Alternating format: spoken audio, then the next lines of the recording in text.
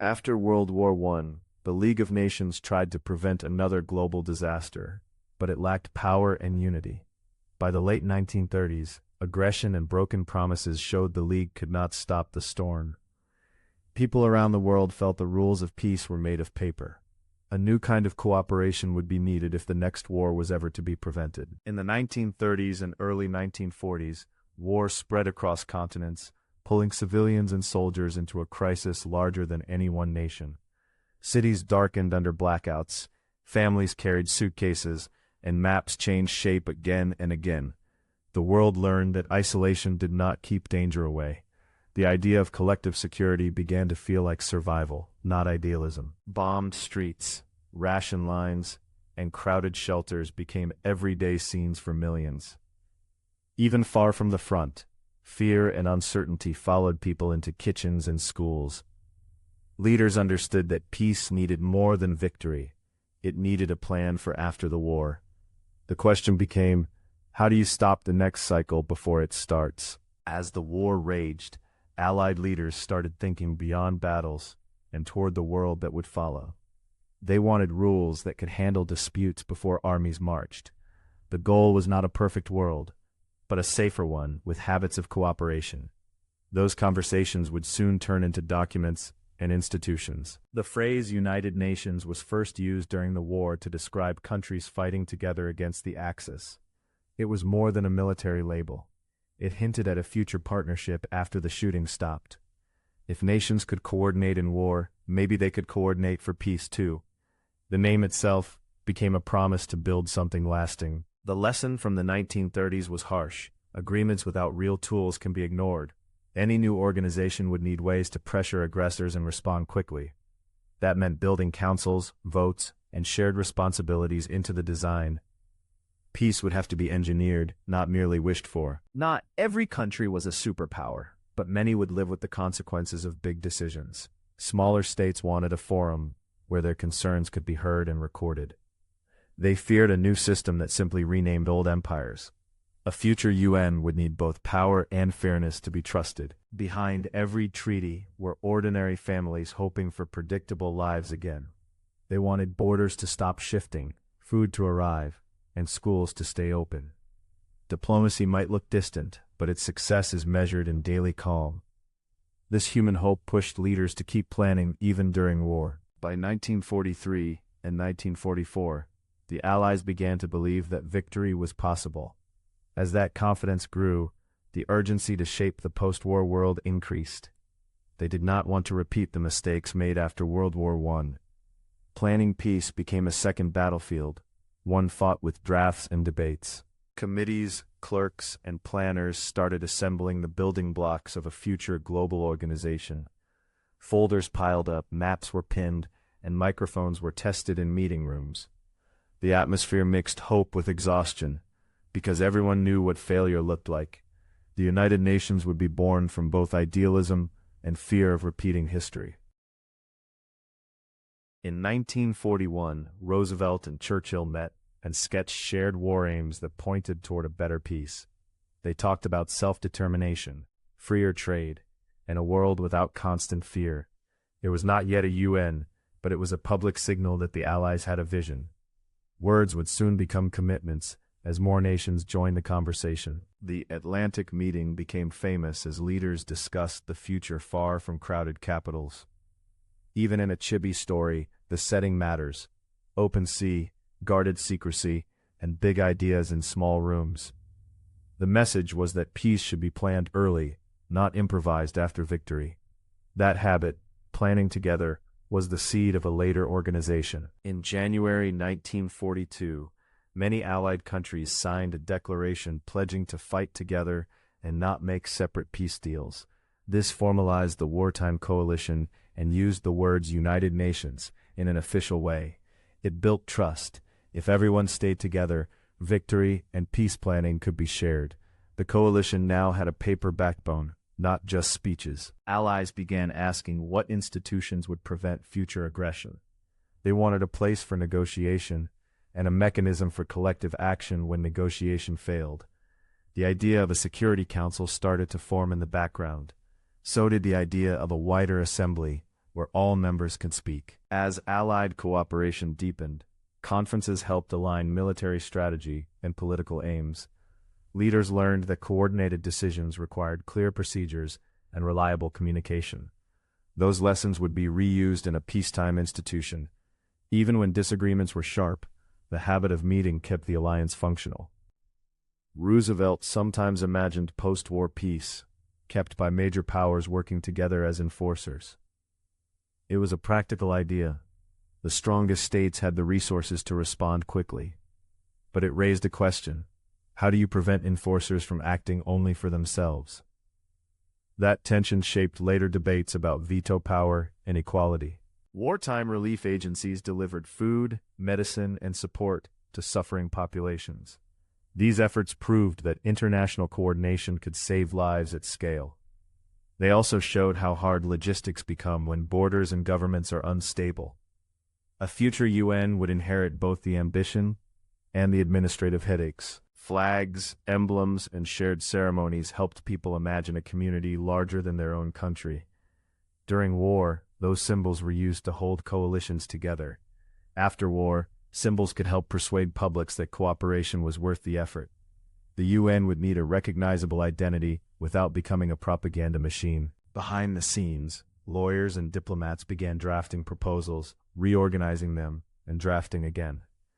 Every word carried weight, because it might decide how nations behaved in a crisis. Some drafts emphasized equality, others emphasized enforcement. The final institution would be a compromise, shaped by hundreds of arguments. By 1944, the idea of a post-war international organization was no longer vague. Leaders publicly signaled that a new system would replace the failed League model. The challenge was turning principles into a workable structure that powerful states would actually obey. The next step was to design the machine itself. In 1944, representatives met at Dumbarton Oaks to sketch the structure of a new organization. They focused on how bodies would be organized, a council for security, and a broader assembly. The goal was efficiency without abandoning legitimacy. The blueprint started to look like the United Nations we recognize today. Planners argued that peace enforcement needed a smaller council that could act quickly. They also knew that the strongest powers would not join unless they had special influence. This created the core trade, speed and power versus perfect equality. The compromise would define the UN's strengths and its frustrations. The question of veto power became the hottest argument. Could major powers block action even if most members agreed? Supporters said veto kept the great powers inside the system rather than outside it. Critics warned it could freeze the organization during crises. The veto would be accepted, but it would remain controversial forever. Alongside the Security Council, planners wanted a place where all member states could speak and vote. This would be the UN's public forum, a global town hall with microphones and procedures. It could not force armies to move, but it could shape legitimacy and spotlight problems. The assembly would become the voice of membership, even when power sat elsewhere. Peace was not only about stopping wars, it was also about rebuilding economies and reducing desperation. Designers planned councils and commissions for health, labor, education, and development. They believed misery could be a spark that reignites conflict. So the future UN would include tools for improving everyday life, not just stopping armies. Many territories were still colonies, and their future status was a sensitive issue. Some wanted a path towards self-government under international supervision. Others feared that great powers would simply repackage empire under a new label. Trusteeship proposals tried to balance stability, oversight, and gradual independence. Another idea was a world court to settle disputes through law rather than force. A permanent court could clarify treaties and offer judgments, even if enforcement was limited. The dream was to make law feel normal between states, like law within a country. This would later become the International Court of Justice. At Yalta, Allied leaders discussed the post-war order and the coming peace conference. They revisited the veto and confirmed key principles for the new organization.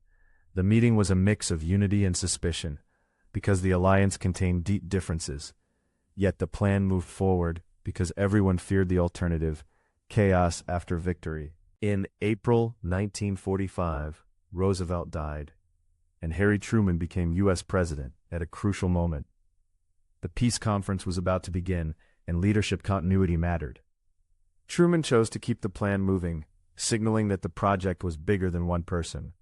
The momentum toward a United Nations did not stop. Delegations prepared to travel to San Francisco to finalize and sign a charter.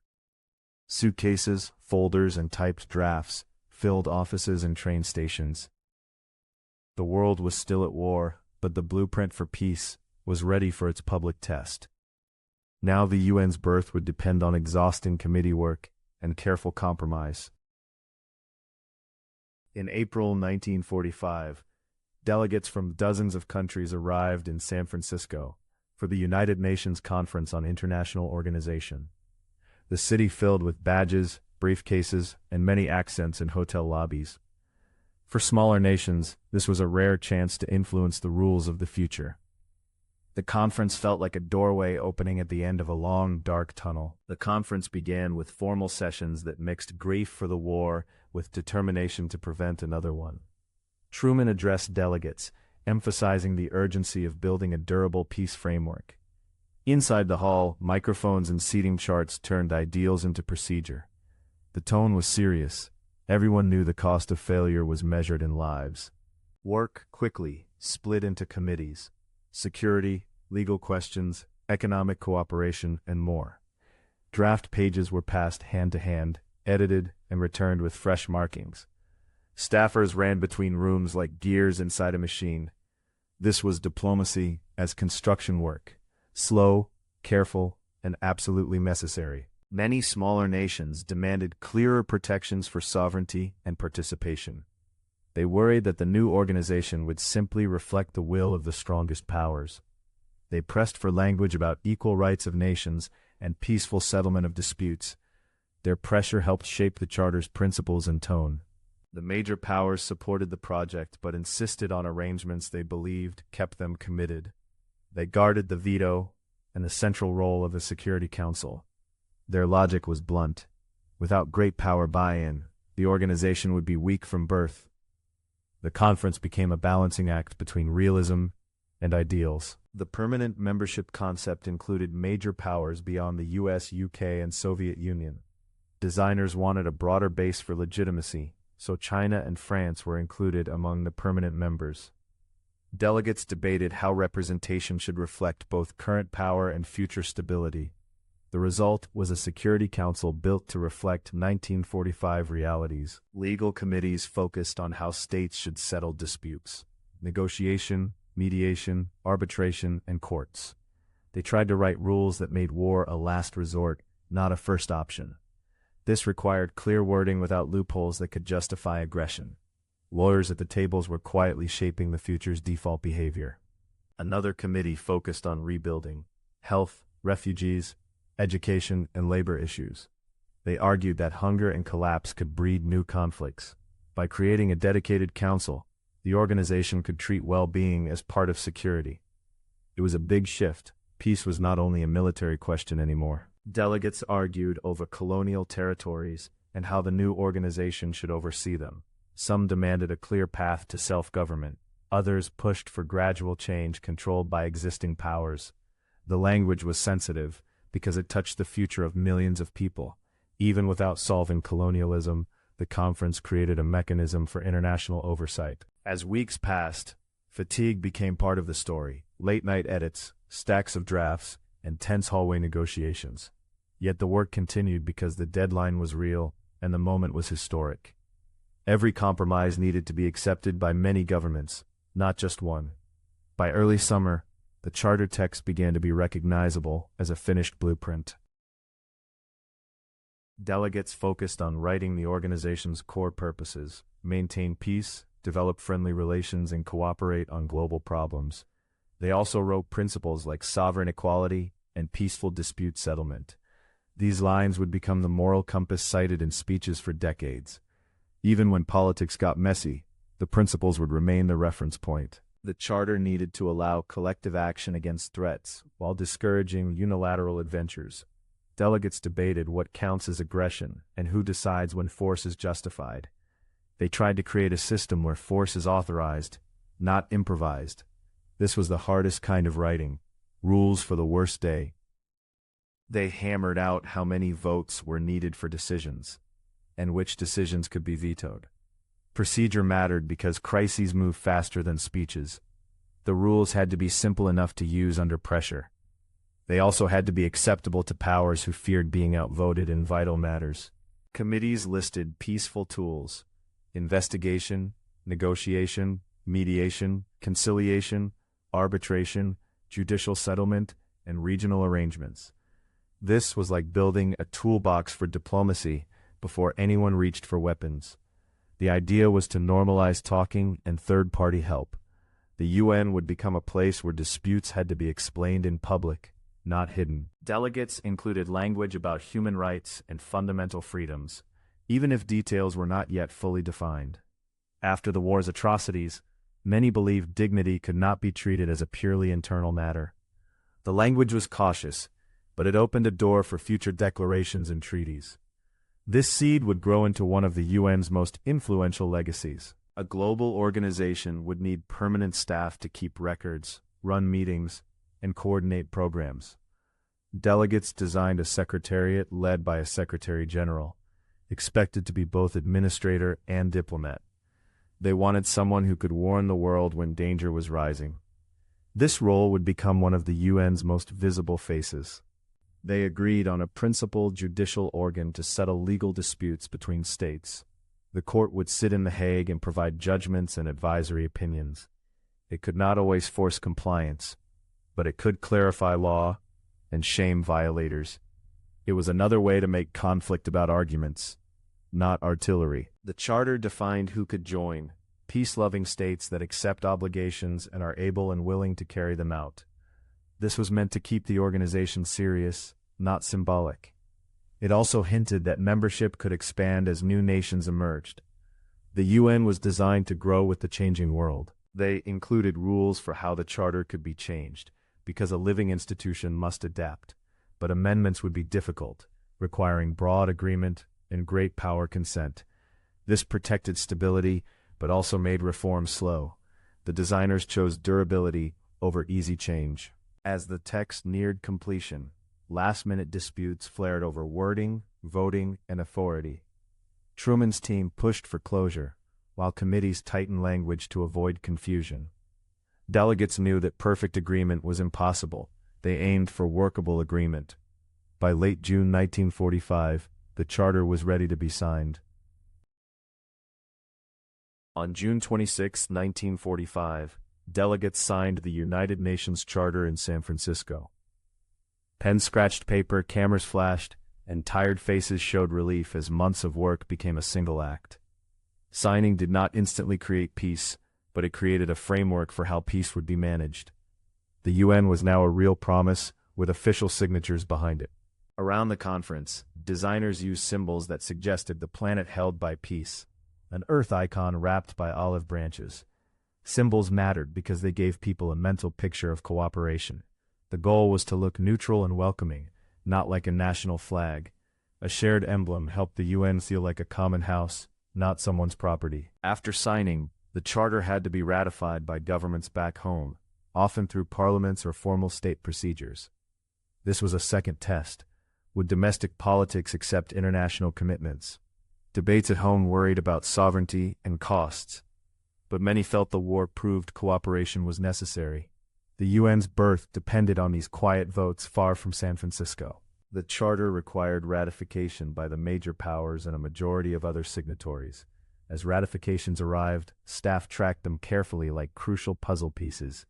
Each new approval brought the start date closer.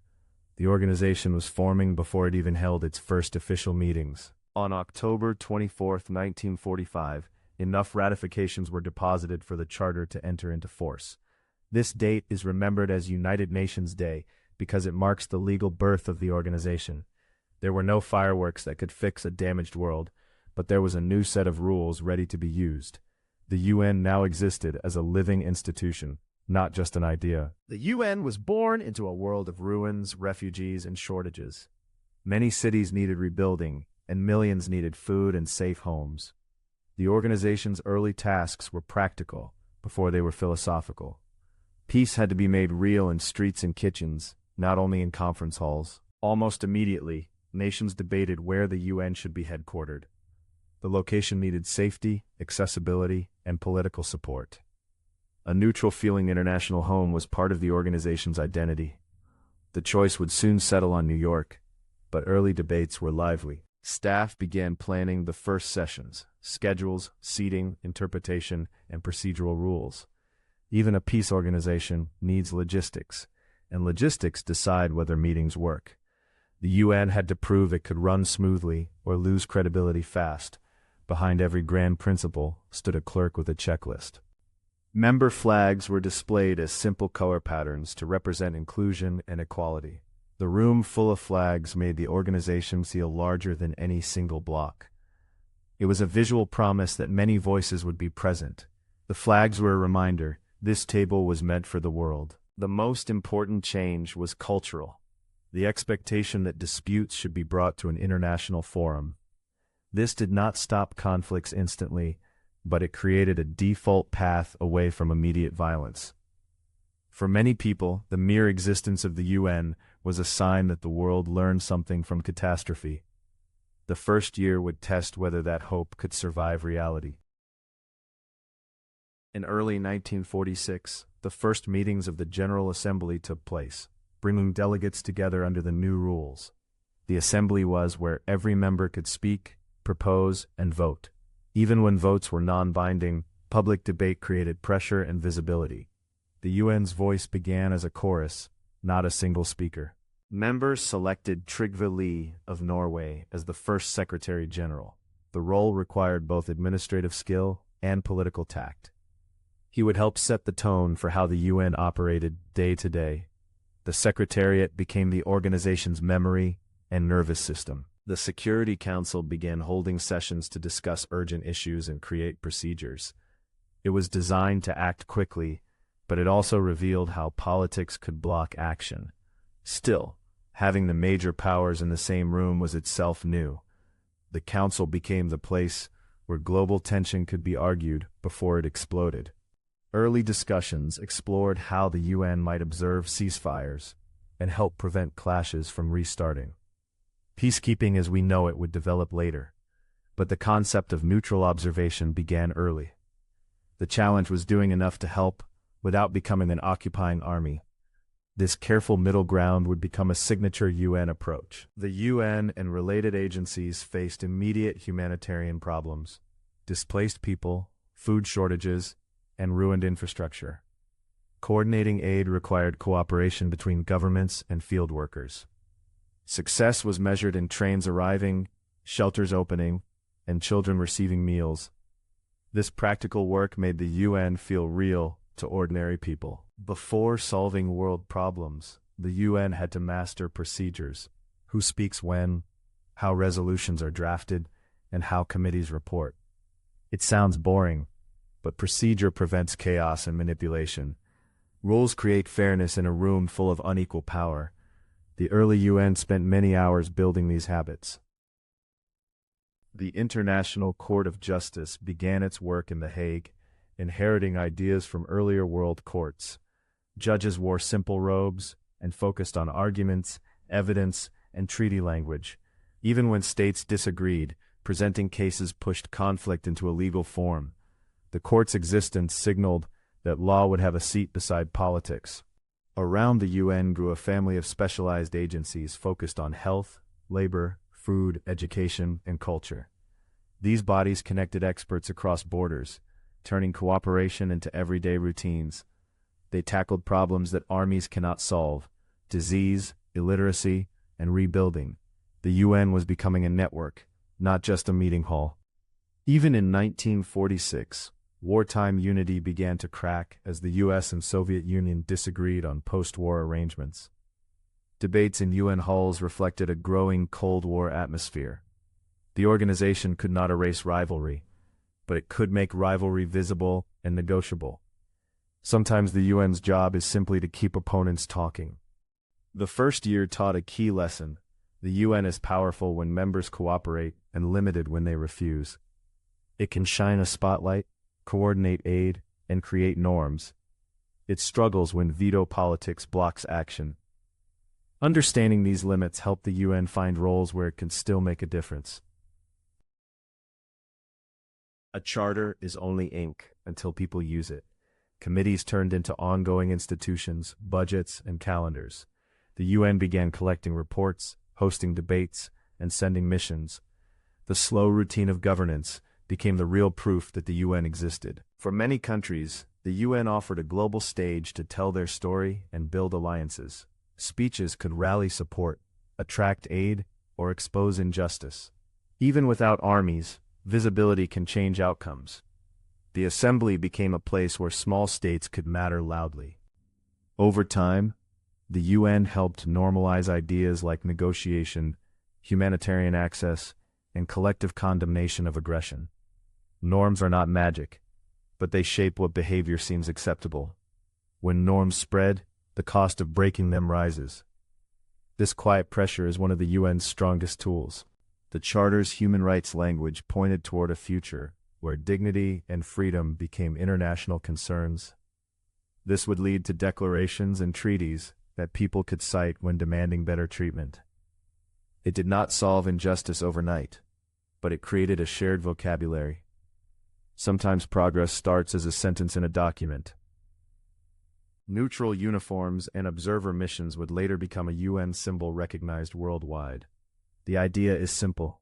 Place impartial eyes where rumors and fear could restart violence. It is not perfect, but it can buy time for talks to work. This role grew from the UN's founding desire to stop small fires from becoming infernos. As colonies gained independence in the decades after 1945, many new states joined the UN. Membership expansion changed the balance in the General Assembly. The UN became less Eurocentric and more globally representative. The birth of the UN was also the beginning of a much larger membership story. The UN has helped in humanitarian crises, health campaigns, and peace processes, but it has also failed to stop some wars. These mixed results come from its design. It depends on member cooperation. Yet even partial success can mean millions vaccinated, fed, or protected. The UN's value is often visible in the lives it steadies, rather than headlines. The veto kept great powers inside the system, but it also created deadlocks that can be painful to watch. This trade was built in from the beginning, not added later by accident.